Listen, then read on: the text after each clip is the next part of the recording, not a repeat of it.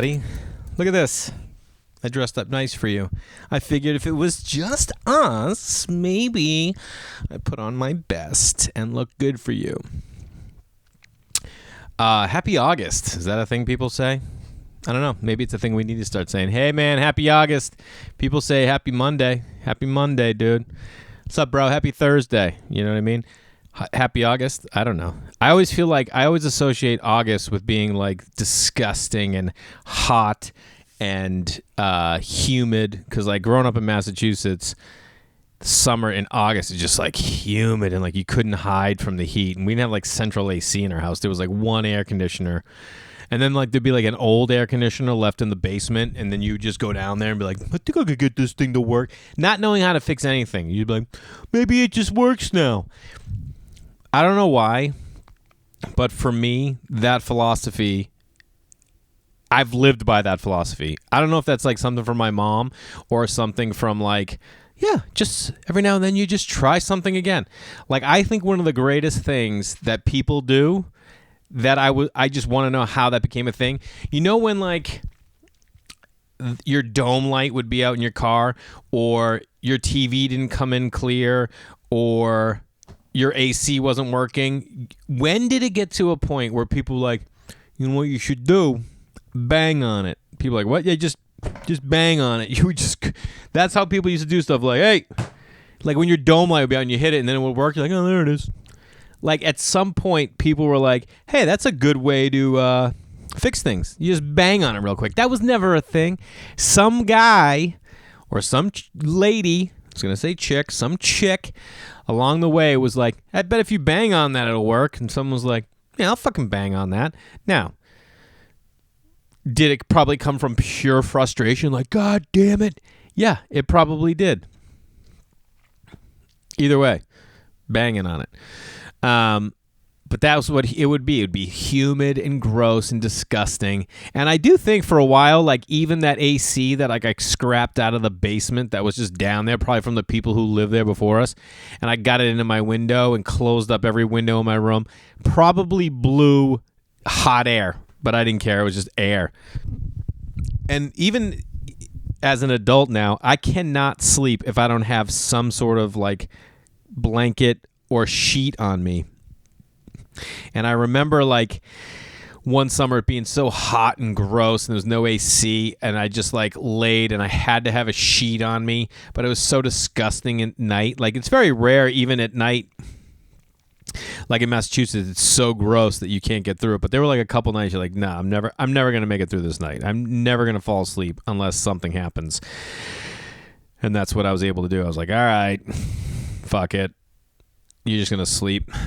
Anyway, that's what I always think of when I think of August, you know. I remember we playing like, and another thing I miss for those of you out there in the East Coast or, you know, South, is there anything better than a summer rain? A summer rain. By the way, great rock hit from the 80s, Summer Rain. There is that Guns N' Roses song, in the cold November rain. Whatever. Maybe the most underrated Guns N' Roses song ever, November Rain or December Rain. I don't know. But Summer Rain, when it would be like in the middle of summer, it'd be so hot and so gross and humid, and it would just start downpouring. Oh, is there anything better? No, there isn't. Not even close. There's no way there's something better than that. It's the best. I remember playing in a soccer game when we were in high school, and it was the middle of summer, and it was so hot and disgusting, and it downpoured, and everyone bounced. And we were driving then, so like my buddy grabbed me and was like driving me home, and we saw this huge puddle, because like puddles happen quickly when it's a downpour because it can't go anywhere. It turns into this puddle, and I'm like, one of us said, pull over. It's my boy Burnsy. What's up, Burnsy? And we pulled over, and we like stood in front of the pillow and were like encouraging people to like splash us. And people would go by and like, ah! And you would get splashed. And we loved it. We sat there for, I don't know, half hour. Rain stopped. I think then we went to get something to eat. Turns out, game was called back on, and we missed the game because we're like, that way we're playing in this. but it would clean up that quickly. But either way, it could go from being like 95 degrees out to like 82 or less because of that rain. Or sitting on a porch. Are you sitting on a porch? Is anyone out there right now sitting on a porch? God, there's nothing I like more than sitting on a porch on a summer night where there's like a cool breeze and you get the Red Sox game on and they're playing on the West Coast and it's 9:30, 10 o'clock. No, it'd be like 11:30. I remember one time I was home visiting, doing shows out at this place called Giggles. I mean, come on. Giggles. There's a place called the Prince House of Pizza on Route 1 in Saugus.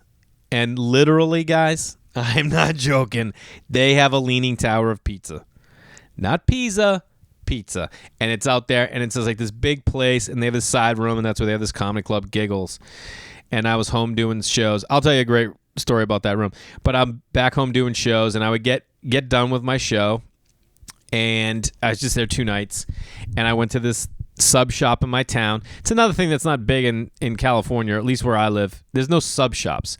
Massachusetts, where I grew up, there was sub shops in my town alone. There was Angelo's, there was Anthony's, there was Stoneham Pizza, there was My Brother's Place Pizza, where I worked for a long time, and then there's probably a couple outskirt shops that I never would roll to. Like my place was Stoneham Pizza. That's where we ordered from when I was a kid. It was Greek style pizza. My mother would always get. When we were kids, she would get a large cheese and a small onion, maybe half pepperoni. I don't know. But she would get the small onion, and because none of the kids liked onion. I always liked onion, so she'd give me a piece. And that's where we get our pizza from. And then I worked at my brother's place, so I started getting into that. And then we had friends that lived like on the other side. This is how small my world was, is that we were like a 9 square mile town. But we had friends that grew up on the other side of town. And it wasn't like nowadays where you can get anything from anywhere at any time. You was like, oh, you went to Andrea's. That was where you went. And like I remember in high school hanging out with a bunch of friends, and we were going to order food, and we ordered from Andrea's. And one of my friends, Andy, ordered a steak and cheese with pickles and mayonnaise. Now, I was a steak and cheese, mushroom, and onion. She gets pickles and mayonnaise, and I'm like, whoa, what's that all about? And she's like, yeah, that's like, a lot of people get that over there, or whatever. And I remember eating it, being like, what have I never done this? Who would think pickles and mayo with the steak and cheese would be good? Anyway, it was awesome.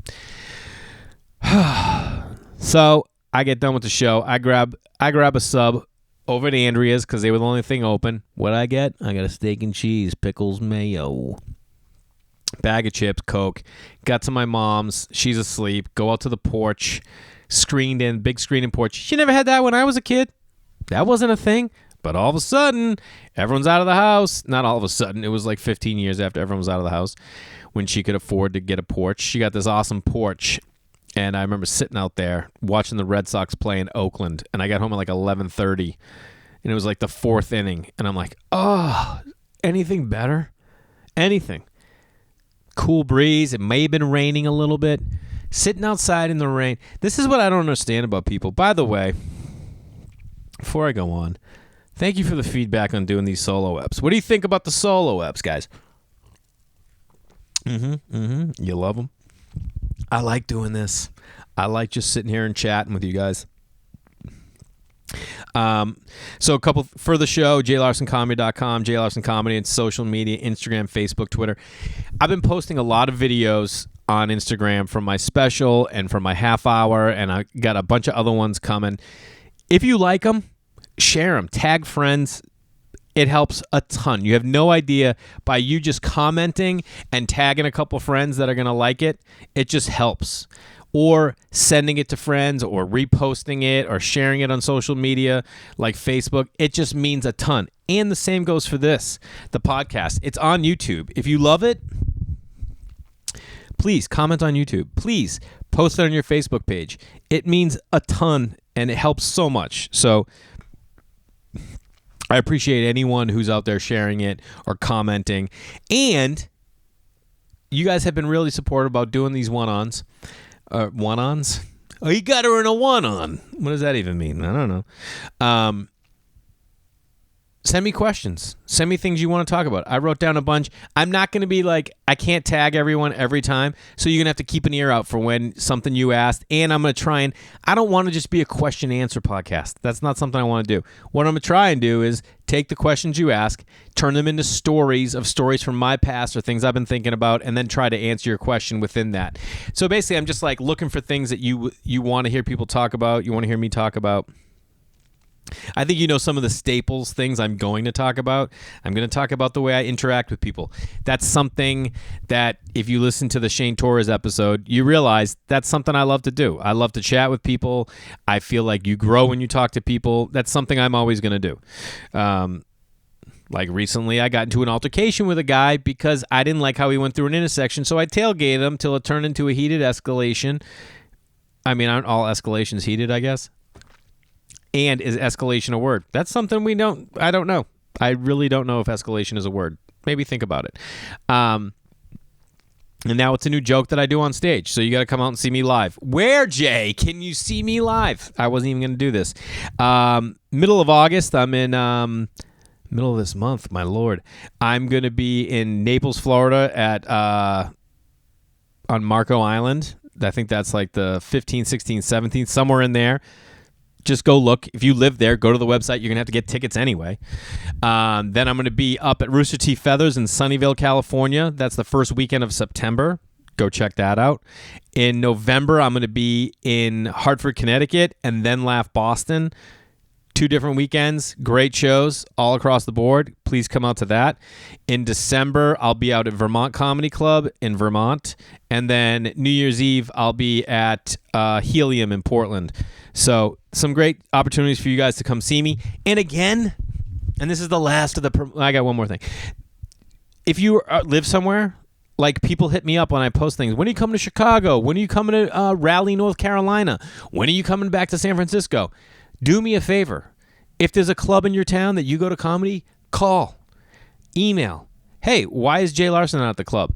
You know he does this, this, and this. Have you seen his wrong number bit? That like helps a ton, you guys. People always hit me up. How can I help? How can I help? How can I help? It's a free podcast. We love it. That's how you can help. That's how you can help. Share it with people on social media, comment, and then call clubs that you want to see me at, because then I'll be able to go there and perform. Columbus, you want to see me in Columbus? I want to go to Columbus. Germantown. I love going to small towns. Last thing.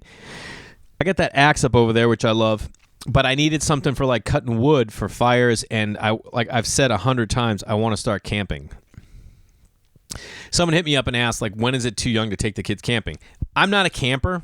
Like, we didn't grow up camping. Single mom, you don't really camp. I mean, you might if you have like a legit... My mom was not a camper. We did Boy Scout camping, and I did a lot of camping, but it wasn't like... I never had a tent. I think I maybe had a sleeping bag, but otherwise you get everything through Boy Scouts. Like, my brother was like way more... I don't want to say participatory or active. He would go out and be like, I need to have a sleeping bag. He'd save money, buy a sleeping bag. I was always like, I'll get one somewhere. That's when you're the youngest. That's what you do. Somebody will give me something. It's not a big deal. That was me. So I never had any of that stuff. So we have fires here all the time, and I want to start camping, and I found this amazing hatchet. Look at this thing. Look at this hatchet. The company's called Man-Made Company. They're not paying me to say this. And I found them on Etsy. Look at that thing. It's so badass. I love it. Sharp. By the way, people always ask, people ask me things about my kids, because I talk a lot about my kids, and especially in my stand-up. Anyway, go check out Man-Made Company. They do kind of awesome stuff like this. And I don't know how much hatchets normally go for. I think this was like $100. And yeah, am I bougie? Will I pay $100 for something that maybe that's not a word. Maybe you could get for 40, Like if it didn't have an awesome handle and didn't have an awesome case, it just had like a rubber handle or something. Yeah, you probably could. But do I love the idea that some guy makes these and then he set up an Etsy and then like put his own branding in there of something he came up with, probably talked about with his friends or his wife or his family, like, hey, I was thinking I was going to do this. You think that would be cool?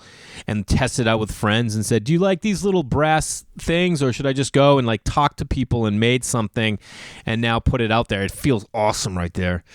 Oh, God, I can't wait. You put it into the piece of wood and then you bang it through the wood. Anyway, Man-Made Company.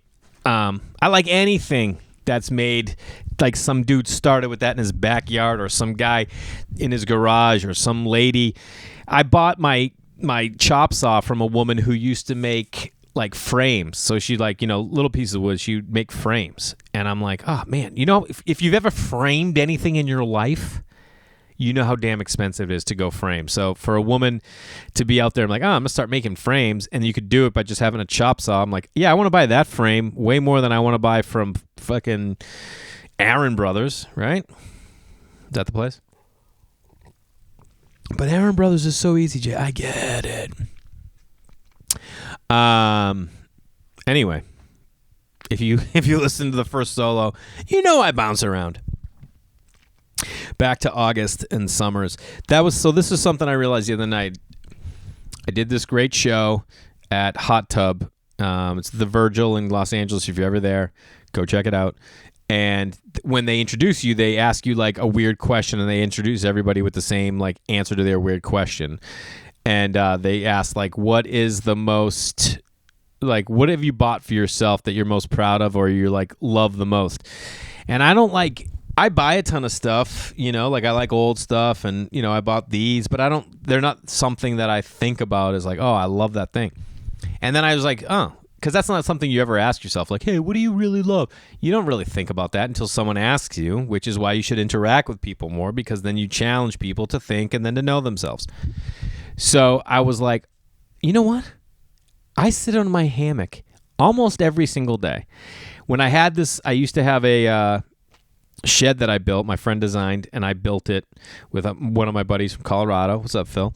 And I had the hammock up inside there, and I used to like sit in it all the time to think, just relax. I'd take naps with my son there when he was first born, and then I had to take that down, and then the hammock was nowhere. I couldn't put it up anywhere because I don't have 2 trees. That's everyone's excuse. I don't have 2 trees. Where do you want me to put it? You don't need 2 trees, guy. You got a fence post and then something else? Well, I was the same. I didn't have 2 trees. I didn't have 2 fence posts. There was nowhere I could put it till I built the kids a playhouse. And I put half up against the playhouse and then half to a fence post. And yes, it hangs over the kids' slide.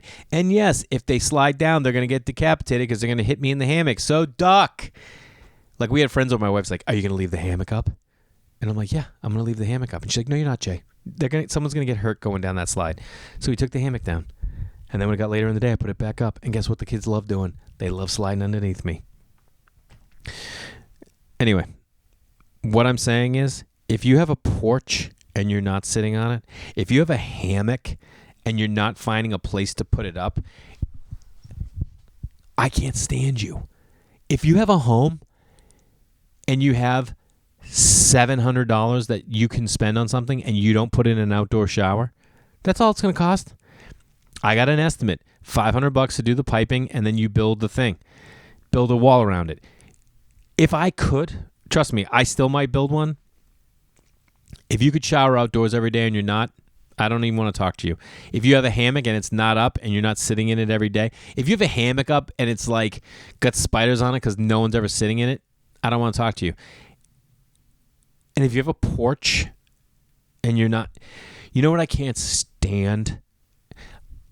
I love architecture and I love houses and buildings. My kids are like, Dad loves houses. And I'm like, yeah, I love houses. If I see a house that was built and you just have doors open to they have like sliders that go to like nothing. There's like no porch. They just have like glass in front of it. Or if you see like living rooms with like French doors out to no patio, they're just there. I'm like, what is anyone doing? Why are you building porches you can't use? And why are you building doors that lead to nothing? It doesn't make any sense.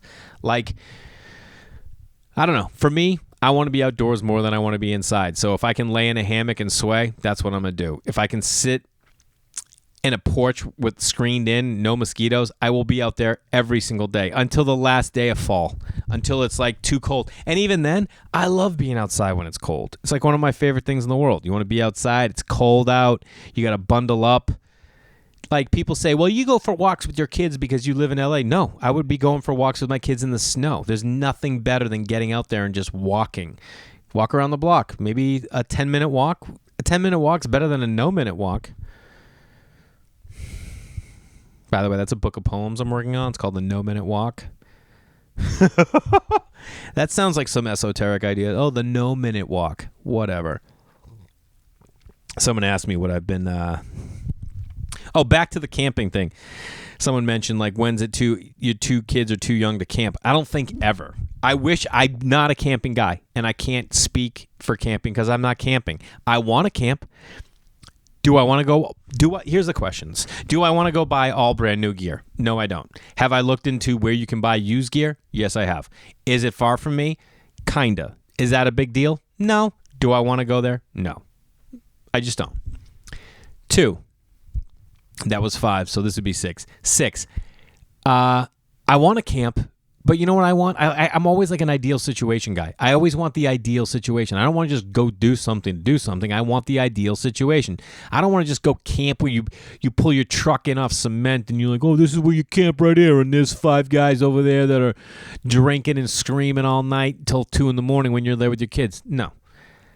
I want a campsite that's next to water with green trees around, and I can have a fire. Because in California, a lot of places you can't have fires because of like forest fires. I get that, but I want a fire.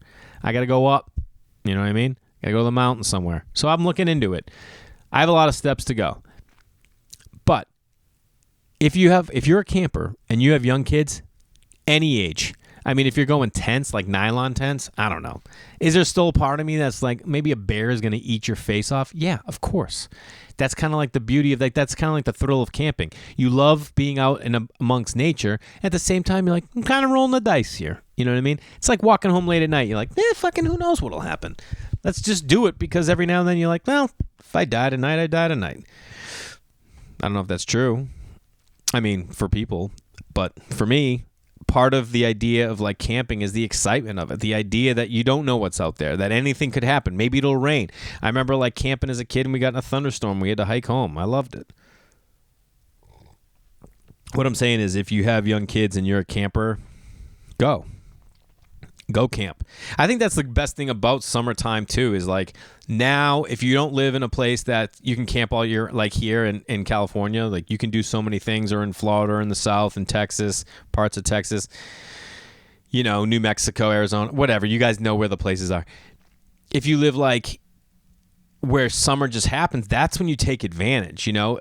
I also feel like we get into these ruts where we're like, oh, this is things we do, and you start planning out your summer and you only have so much time, and you're like, well, we're going to do a week vacation, and then the kids are going to do summer baseball, and then kids going to go to camp. You know, there's going to be a lot of things. You have to like look at it and be like, man, where are we going to pick and choose?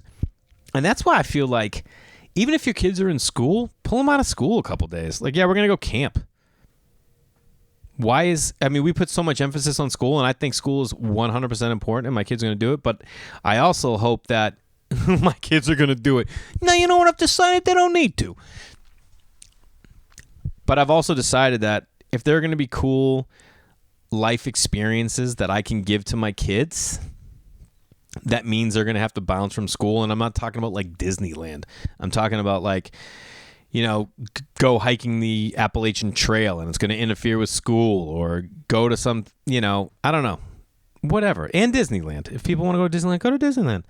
You know, whatever it is, school can be made up, and like, kids are not working full-time jobs. I mean, I know they're learning in school, but at the same time, like, everything in life should be able to take a time out from it, you know, like getting in a hammock. If you don't think you have time to lay in a hammock for 10 minutes a day, 20 minutes a day, you're crazy, man.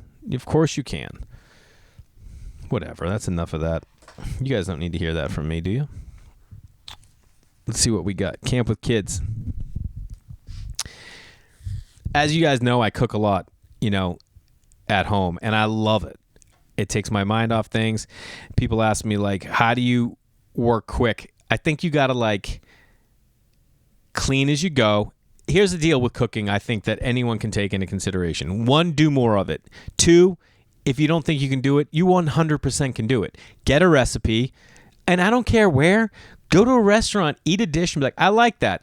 And then be like, what's the name of it? And they're like, oh, it's called the chicken malarani, and it's like chicken with pesto in a cream sauce with linguine. And then go home and just Google chicken, pesto, linguine, and 20 recipes will come up. If there's anything you want. I didn't know there were lamb steaks. I didn't know that. I like lamb, but I don't like cooking meat on bones. I'm not good at it. Like, anytime like you can get a bone-in steak, I'm like, I'm not cooking that. It's just, I don't know what I'm going to do. And I don't like cooking. I cook a whole bird in an oven, but like rack of lamb is delicious. But I'm always like, I'm going to fuck that up, and it's so expensive. The grocery store, they had lamb steaks on sale for $6.99 a pound. I was like, yeah, give me 2 of those. And I crushed them. You cook them just like steaks, made a chimichurri. I don't know how to cook lamb, and I don't know how to cook a chimichurri. You can't be wrong. I mean, you could be, and you could make a horrible meal. But what I'm saying is, I don't know how you prep lamb. You know what I did? I put some olive oil and lemon juice in a bowl with some salt. Then I put the steaks in there and then like tossed them to get them soaked. And then I let them sit at room temp because I know that meat at room temp is a good idea, especially like a red meat. And then I waited and I grilled them. I did like 5 minutes aside on the grill, and they came out perfect medium rare. And I don't think I didn't taste any lemon, but I'm just like, I just feel like lemon with lamb is a good thing. I like lemon with meatballs. I remember I used to work at this place, Bertucci's, and they're known for their rolls. Like, everyone goes there for their rolls. And they make awesome meatballs, too. But they would bake their meatballs. Okay? So they would bake these meatballs, and then they put them in tomato sauce. And everybody likes them in tomato sauce. But you know what I would do? When those came out of the oven, I grab a roll, cut it in half, grab a meatball, put it inside, and then I would squirt lemon juice all over it.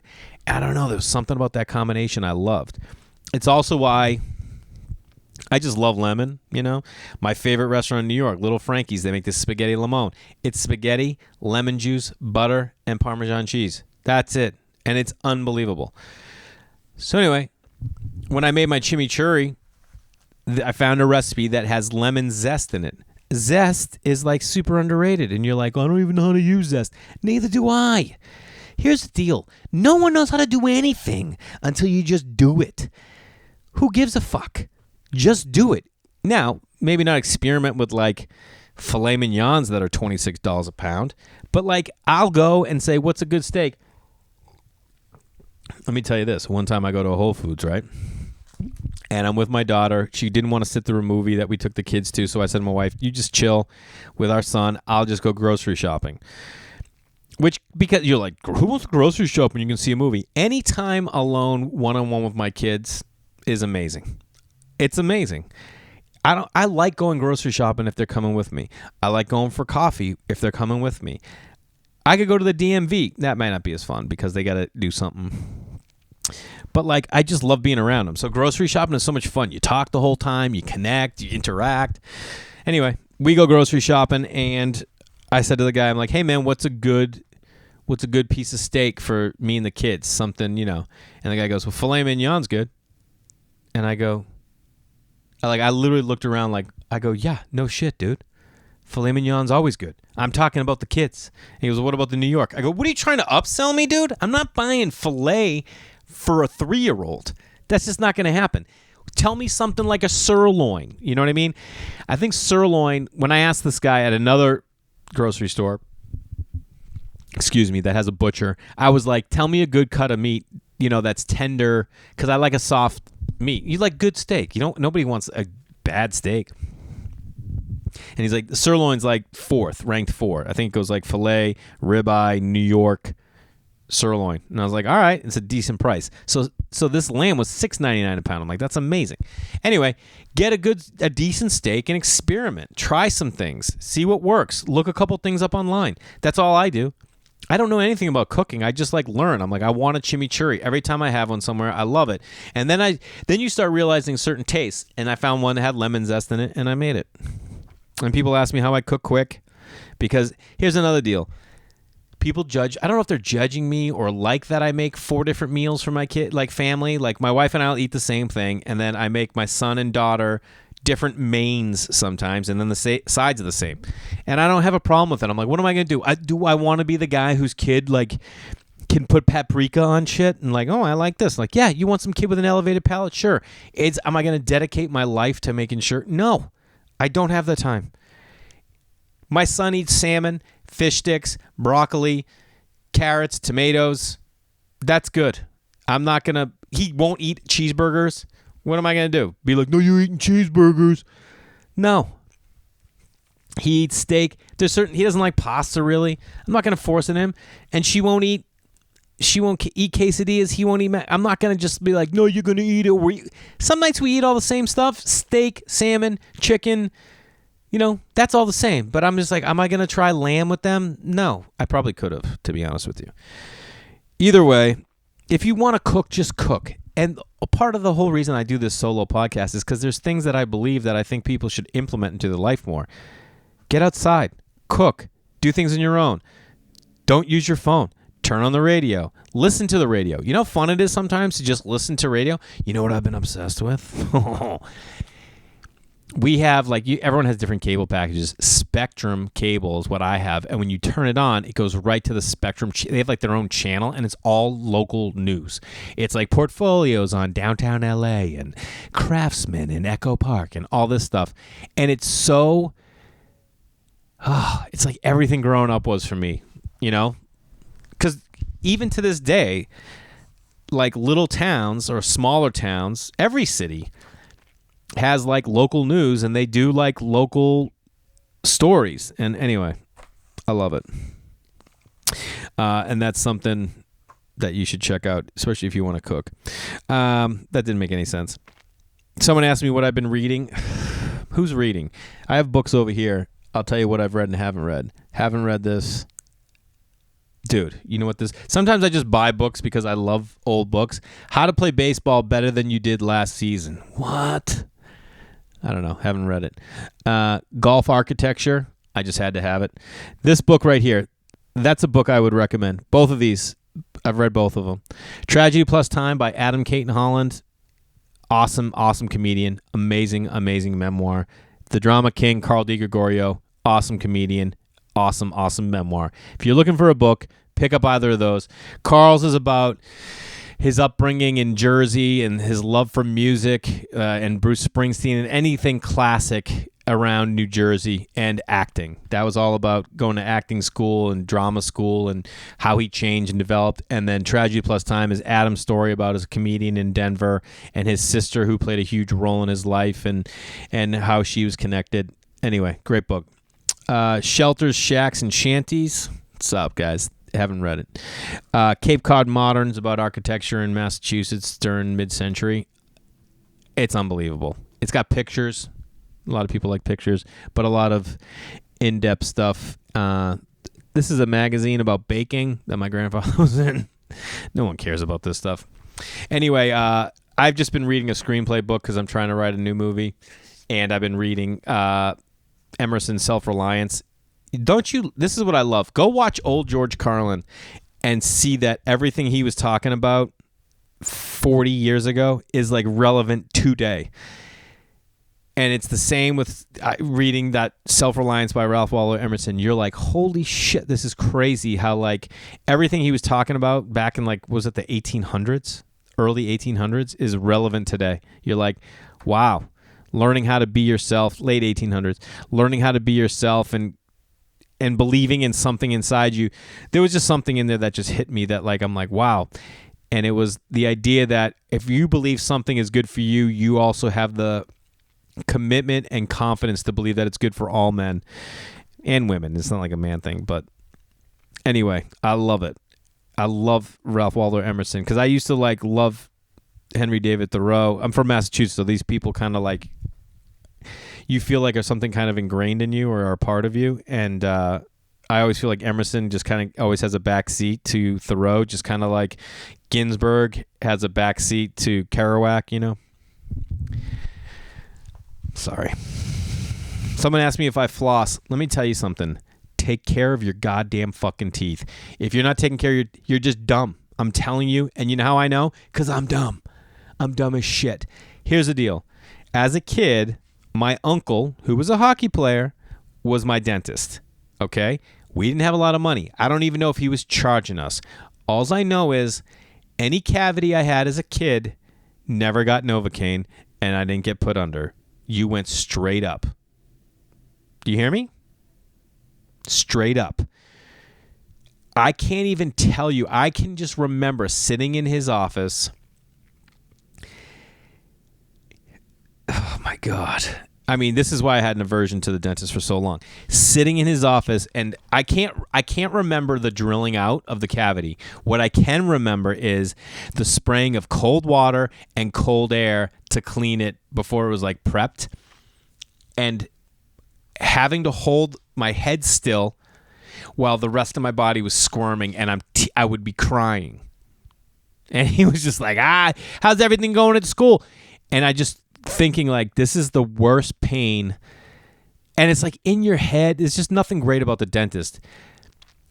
But I know this, the longer you put it off, the worse it gets. And I put it off for so long.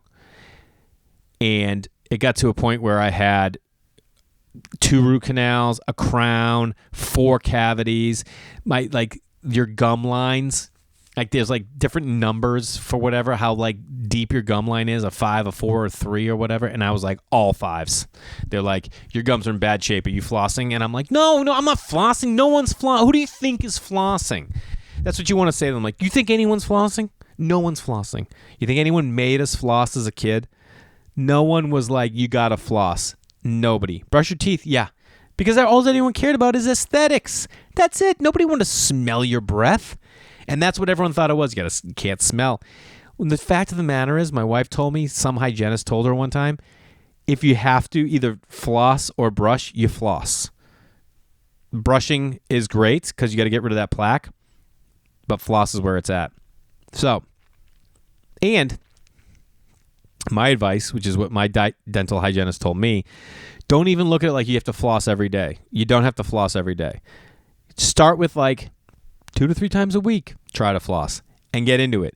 So I'm getting much better about it. And recently when I went in for a cleaning, they were like, oh, you're doing really good. You have no more 5s. There's a couple 4s. But other than that, like it's way better than what you used to be. Keep it up. And I brush more now. You know, now I brush at least once a day. Guys, no, you got to brush. I do like at least sometimes 3 times a day, but always morning, night, but sometimes you should do 3 or 4. Some people bring a toothbrush. I don't bring a toothbrush places. Maybe I should. I don't really know. This is nothing anyone wrote into me, but this is something I was thinking about last week with Shane Torres's episode. He and I talked afterwards. We hung out for a little while. You know what I always wanted to do? I always wanted to raise someone else's kid. I don't know why. I do know why. I'm not saying it's like I don't want anyone to have to die and kids to be like parentless or have people give them up or whatever. I just always thought I'd do a really good job at it. And it wasn't until I saw Free Willy, if you've never seen Free Willy, that I was like, yeah, I totally think I could do that. Because I didn't have a dad around as a kid, I always thought like, you know, if I ever had a chance to get a kid that didn't have someone, I would know how to talk to them. I would know how to encourage them. I would know how to build them. You know, and now I look at my kids and I'm like, you spoiled fucks. You got 2 parents. That's what I think spoiled is. You got 2 parents and they'll both love you and they would both cut someone's throat for you. And like my son recently has been a little bit of a dick. Okay. And he's not like when their kids are this young, if there's any change, like they're about to end school and he's going to go to a new school and she's going to go to a new class. And the teacher's like, yeah, when there's change, you know, and I've talked to my buddy about it with his kid. And I'm like, you know, with change, you know, their routine's going to change. They get a little anxiety. Like, am I going to like the kids in my class? Am I going to like the teacher? Am I going to like the school? Are people going to like me? Who knows? I don't know what they're going through. Because they tell you some stuff, they think other stuff. It's the same with us. Excuse me. Think about when you have to, like, your wife takes you to a work event and you're like, oh God, I'm going to have to meet these people at your work. You know, these aren't friends. These are people you got to be friends with. So now I got to be friends with them, and I don't know what they're going to think of me. First of all, I'm a comedian. I don't dress up to go places except when I do a podcast with you guys. But, you know, like, I'm like, are they going to like me? That's the anxiety we go through as adults. Think about these, like, little tiny humans who their world is always protected. They can't drive themselves places. They can't defend themselves. You know, like all these little things that they're going to have to learn. Anyway, so my son's been a little bit of a dick, and I want to be like, dude, all I want to do is love you. All I want to do is kick it with you. I keep asking, like, let's go ride the bike, and he doesn't want. And I'm like, dude, all I want to do is be around you, and you're going to be a dick to me, and you're just like, all right, well, whatever. But I feel like if I got someone else's kid or some kid that nobody wanted, and you're probably like, oh, guess what? You know how many kids are out there that are unwanted? A fuck ton. You might be one of them. I was one. My dad didn't want me. If you know anyone who's adopted, their parents didn't want them or couldn't take care of them, didn't have the ability, maybe had a drug problem. There are kids out there.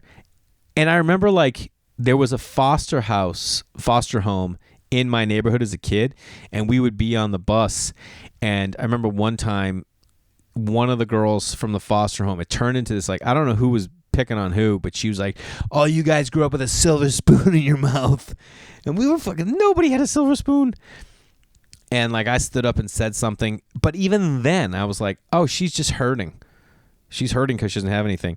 Anyway, we got 2 kids. They're my own, and I have to have them. That's the thing. I have to have these kids. They're ours. You know what I mean? Those are our kids. But do I want to have a kid that nobody wants and then be like, hey, you know fucking no one wants you? I do. And we're going to do this shit together. Anyway, it's something I always wanted. Like, I always kind of wanted to marry a chick who had kids but didn't have a guy around. Like, he fucking flaked. And then build that kid and be like, listen, you don't need that piece of shit. You got me. I remember a good friend of mine growing up when we were kids. His dad and mom split, but then she married this other dude who was the best. And, like, he played minor league baseball. And, like, I remember, like, his son or a stepson, my friend, stopped playing baseball. He didn't play baseball past, like, I don't know, probably, like, 4th or 5th grade or something. And I played all the way through high school. And I remember, like, I had this painting business in college, and I played college baseball. But in the summertime, I'd have the painting business, and then I'd play in, like, a men's league to stay sharp so that when the season came back around, you know, whatever. So I'm at the hardware store one day, and I run into this dude, Phil. And I'm like, what's up, man? He's like, hey, how are you? Nicest dude. And he's like, what have you been up to? You still playing? I'm like, yeah, you know, I'm playing in college now, and I play in this summer league game. He's like, when are your games? And I'm like, well, we got a game tomorrow night. And he's like, where is it? And I go, you know, down in Wakefield. And I told him the park. He's like, I'll be there. And he came to my summer league game. And I'm like, this guy is the fucking shit. It was like, I mean, put it this way. I'm 43 years old and I'm still talking about it. I think that's the thing. We don't understand that a little bit of sacrifice of your time to maybe go to someone's baseball game or to lay on a hammock, that's not for anyone else but yourself. It's just taking the time out of whatever the thing is that you think is consuming you. More specifically, fuck you and your time. You know what I mean? Give a little time to someone else. Take some time to tell someone they look good. Take some time to ask someone a question. Take some time just to do stuff. And I'm not saying I do it all the time. I don't. I'm trying to. Like last night, it's funny because I'm sure you're like me, and people that you don't keep in contact with pop in your head all the time, you know? And last night, someone else popped in my head this morning, but last night, a friend of mine who I can't see that much, we live on other sides of town, he has a life and a very busy job and kids, and I have a life and kids and a not so busy, whatever. It's tough to like connect. And so I was like, I just sent him a text. Hey, man, I want to let you know I've been thinking of you. Hope you're well. Wish we had more time to hang. Miss you. And I probably think of people that I don't get to see enough that I really care about at least 2 to 3 times a day. Someone will pop up for something random. Like, I'm going to hit my brother up after this because I thought of him today. Just this restaurant that I went to him once and went with him in his neighborhood in Boston, and I love that place. And every time I'm home, I'm like, what about that place? And it's nothing special. It's a divey. I think it's Mexican maybe, but they have Christmas lights inside like all year. And it was like wintertime, and we went in there, and I love places that you feel away from the world, yet inside is a world. You know what I mean? And that's what that place was like. And I loved it. It had Christmas lights up, and we just sat in a corner because we nowadays are so focused on needing to know everything that's happening everywhere but right where we are. You know? It's like we get news updates on our phone. We get social media updates. We go to social media. We can get emails. We can get phone calls. We can get text. Nothing is ever good enough where we are. And I love places that just fucking swallow you up and make you be like, hey, you're here. And I'm lucky because I don't see my brother that much. And when I do, that's what the world is, you know? Like, we don't talk on the phone. We don't FaceTime. We text or email. And we don't do either of those that much. But when I'm in Boston, it's like he drops everything and we just spend time together. So whenever I'm with him, it's like the only person I want to be around is him. And when I'm not, I think about him and I'm like, oh, I wish we could have more. But, you know, it's just that's not how it's built. And it wasn't till, why am I telling you guys all this information? It wasn't until I was older that I was like, oh, I think the only way a relationship works with my bro is like this. And it's like, you know, I said this to someone recently. I'm like, you know, you can keep getting mad at someone because the relationship isn't the way you want it to be. Or you can decide that they're important enough to you that you're willing to have the relationship be the way they want it to be. And I don't know if this is how he wants it or what he's able to give, but I just know that it is what our relationship is now, and it's great because I have that relationship, you know? God, what am I even... How did I even get here? Inside places, outside places. I wanted someone else's kid. I see kids. I never knew this till I had kids. I know the way I was as a kid, you know? I always had a chip on my shoulder. I was always driven.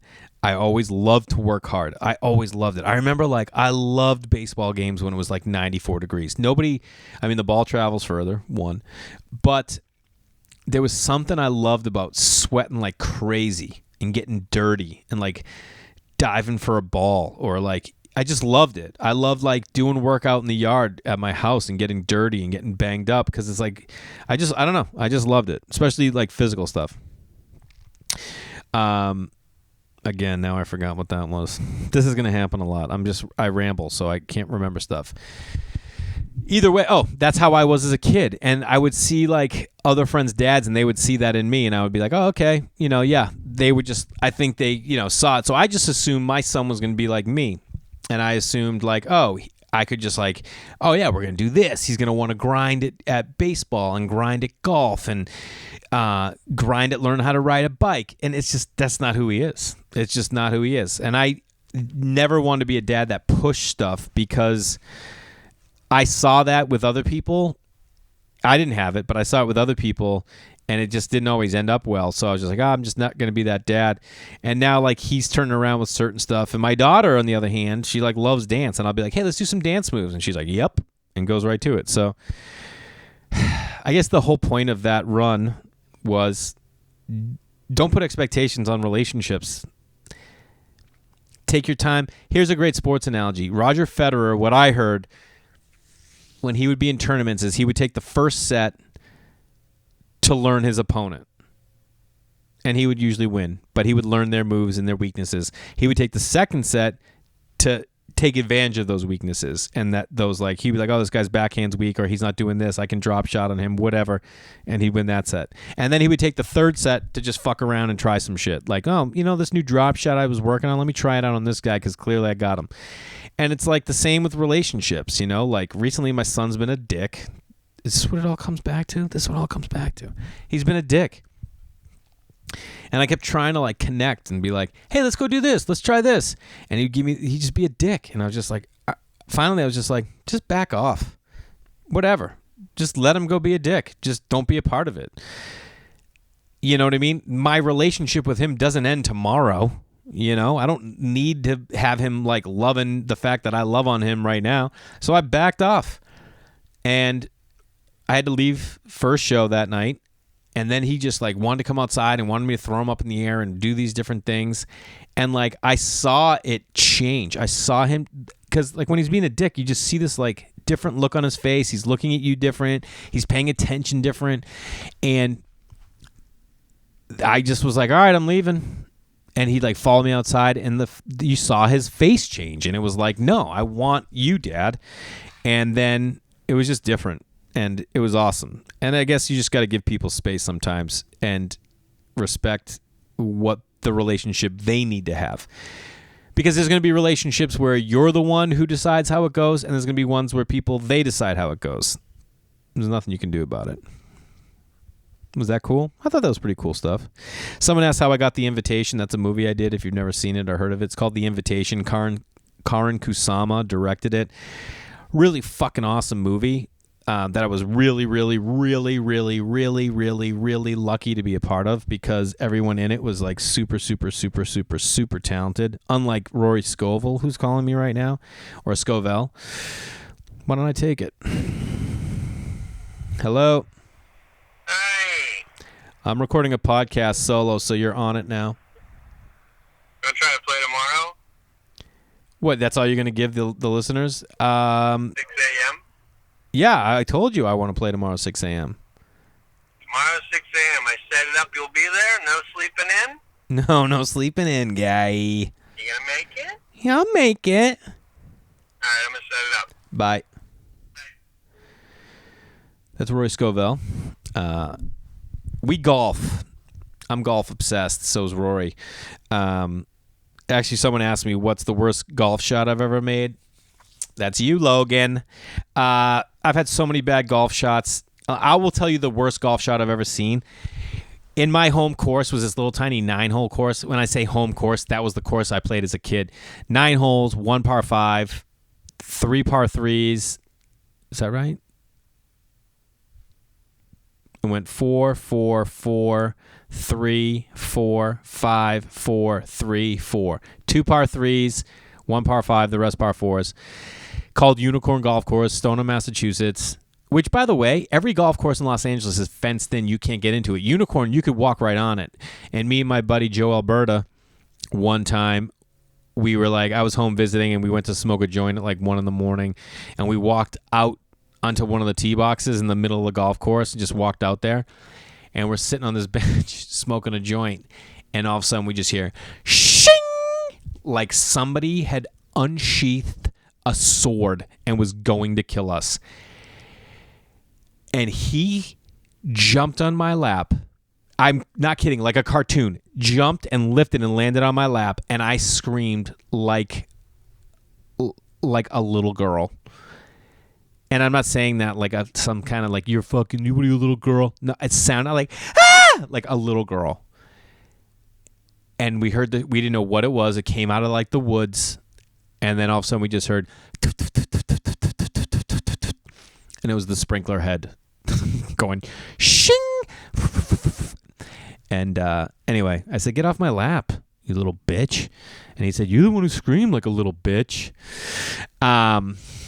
Anyway, the worst golf shot ever. At that course, the first hole, you would get there, and there was no tee times at Unicorn Golf Course. You showed up, and there was this like little arm, and you put your golf ball in, and that's when you knew you went. So sometimes you get there and be 7 golf balls, and that means there's 7 groups ahead of you.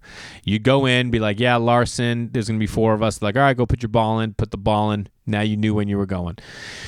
And everybody be waiting to golf because this was the only play in town was Unicorn. Or the can of corn. So you'd sit there and you wait. And this one time, this old guy got up with his wife, and he was like, honey, back it up. And he's going to hit down the fairway, and he goes to swing, and he ends up hitting it off the tip of his driver, and the ball went zoink! 90-degree bang, slammed his wife off the head. She fell down. They called an ambulance. Worst shot that I've heard of. Best shot last year up in Northern California with said Rory Scovell and my buddy Brian, and we're golfing. It's the 18th hole, par 4, and it's like you get to the end of the fairway, and then the green is like to the right and lower, dogleg right, and we're all looking at it, and the ball was below my feet, which means it's going to cut to the right. I had about 150 yards, which is perfect because I hit my 8-iron 155. That's kind of where I gauge everything, and I was like, I looked at both Rory and Brian. I go, I'm going to hit a cut 5. I'm going to land it left of that pin. And I'm going to suck it back right towards the pin. And they were like, all right. And guys, I went cut right into it. I didn't have to put English on the ball because it was already below my feet. Landed left of the pin, sucked right, set up for birdie putt, made my birdie. And it was nasty. I mean, that's just one that I can think of. Trust me when I tell you, there are plenty of other great games. Anyway, we're going to golf tomorrow morning, Rory and I. And he said, don't sleep. I never sleep in. If you've ever seen the movie A River Runs Through It, the guy goes, there's 2 things you're never late for. Church and fishing. For me, there's 2 things I'm never late for. Stand-up and golf. It just doesn't happen. And we golfed last week, and I had to set my alarm for 5 to get there to golf with him at 6:30. I didn't need to set it for 5. I could have easily set it at 5:50 and left by 6. Either way, I overslept because I turned off the alarm, and then it was 6, and we were golfing at 6:30, and it's 40 minutes away. And I was late, and I'm never late. That's why he's saying. But and people are like, dude, what are you doing getting up so early? I love getting up early. I've mentioned it before. It's not a big deal. Nor should it be. And besides, if you have something that you love that's going to take away from family time or going to take away from like time with your wife or your husband, find a time that's on your time to do it. That's what I find is most successful. Because then you're not taking away from someone else's time. You're taking your sleep time. That's something for me. I take sleep time to do shit that I want to do that nobody else wants to do. My wife doesn't golf. My son is asking to golf, and we go and hit balls, which that's another thing. If you're going to train a kid to golf, they need to hit the range for a solid 3 years before they step foot in a golf course, just so you know. So we're going to golf tomorrow. I love it. It's one of my favorite things in the world. It's tough, too, because you just, whatever. I love it. Floss, someone asked me, do you shoot narrative stuff? Yeah, of course, dude. Do you follow me at all? Go to my website, Jay Larson Comedy, and on there I have a series of shorts I did with Rory and Al Madrigal. Al Madrigal, if you don't know who he is, super funny guy, where they all take place at a diner. Then I have another series of shorts on there about a couple called Self-Taught that I did for Fox, and I'm working on I always write, like I've sold a couple shows that I scripted. That's all I've ever wanted to do, is write stories and have people watch them. So I am writing a new thing. I wrote a thing last year and I didn't sell it this year, and so now I'm going to shoot it. So I'm going to get that done hopefully this fall, and then I'll put it out. And then I'm writing some new stuff. But yeah, that's all I ever want to do is write narrative. And people ask me how you get started in stand-up, how you get started. If you have something you want to do, I almost think the internet is like, it's a great thing for this, and it's also a bad thing. It's a great thing in that if there's anything you want to do, you can Google it, and you can find out immediately, not only how to do it, but how other people have done it, how they failed at it. Anything you want to find out, you can find out.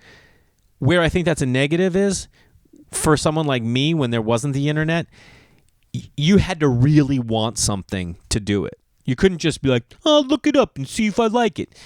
If you want to do something, you did it. Yeah, you could go read books. Sure. But that takes a lot of work. What books? Who wrote them? How do you know? Word of mouth. I don't know. So if there's something you want to do, go do it. How did I get the invitation? I was lucky enough to be in this movie, and it's more of a thriller than it is a horror movie. And this is how things work sometimes. People always say, if you fucking just pretend you don't want it, or you act like you don't want it, you don't come off desperate. And that's hard for me because I always was raised to work hard. And when you work hard, you let people know, hey, I'll bust my ass. I'll be here at 3 a.m. if you need me to be. But in this business, people are like, whoa, I don't need you at 3. This guy's desperate. That's horseshit. That's the way I am. It's the way I'm always going to be. If I want something, I'll tell you. And it's like, it's just something that just doesn't resonate in this town with everybody. So I was doing that show, Best Bars in America, where I was touring around. So I didn't need a job per se. I had money coming in. I had a job, but it was ending. And I got back, and this role in the invitation came up because the actor who was going to play it fell out and had to go do something else. And they need to fill it. It was like 2 weeks before filming. And I had just got home. And luckily, one of the writers in that movie are unbelievable. Here's the difference in writing. I write comedy and a little bit of drama. Little bit, but comedy first. Philosophical drama, if anything. These guys, they wrote The Invitation, which is like a thriller horror. They wrote Ride Along, which is full-blown comedy. Ride Along 2. They wrote Clash of the Titans, which is like a period piece action movie. They wrote Aeon Flux, science fiction. You're like, oh, you guys are real writers. That's not me. I like doing one thing. Anyway, it was only 2 weeks before filming. I did an audition. They narrowed it down to 3 guys. We all went in, had interviews with Karin, the director, and, you know, I'm really good at reading a script and getting a grasp for things because I'm a writer. So I just basically pitched everything I saw in this character of how I was going to do it. I didn't know if I could do it, you know, because acting is... I've said this 100 times and I'll say it again. I think maybe like 8 to 10% of actors are really actors. Everyone else is just someone who's playing themselves. It's like I'm saying with my writing. I can't write like those guys write, where they can do multiple things and they can study ideas and then go write something like they've done. I have to kind of like write what I know. So I was lucky enough to get in there and be a part of it. And I stayed in my lane and was able to do that movie, and it was super cool. So that's what it is. Another person asked about stand-up if you're doing crowd work. And I just want to sum this up, and then we're going to wrap this up. I do crowd work in my comedy, if you guys have ever come to my shows, and it's because it's the same reason I ask you guys to send me questions or things to talk about on this, is because I don't know if it's just something in me where I can't be the only one coming up with the ideas, or because I just think we work better as a society when we're sharing ideas. I think we work better as people when we communicate with people we see. We tell people they look good on the street. We ask them, hey, what's that you're eating? You know, like I love the idea of being in an ice cream shop. Like, what do you got there? Strawberry lemon? What do you like about it? Are you a sorbet guy? I'm just not into sorbets. If I see someone with a sorbet in a cone, no. I probably can't be friends with you. It's just, what are you doing? I don't want that. I need the milky, rich texture and taste to go with that cone. Sorbet, I gotta, 1, eat it out of a cup. 2, it's probably got to be a glass bowl. You know what I mean? 3, I'm just not into sorbets. Every now and then, somebody does something with like a vanilla ice cream with a sorbet, like mixed, that I can get down on. I mean, I'm not going to choose that over like a coffee Heath bar. You out of your mind? What did we learn today? My God, I don't know. Get a hammock, sit on a porch. If you can build an outdoor shower, go fucking do it and start living your goddamn life. Look at the rest of us that don't have one. If you own a house and you don't have one, you're just an idiot. It's that simple. Do you know what it would be like?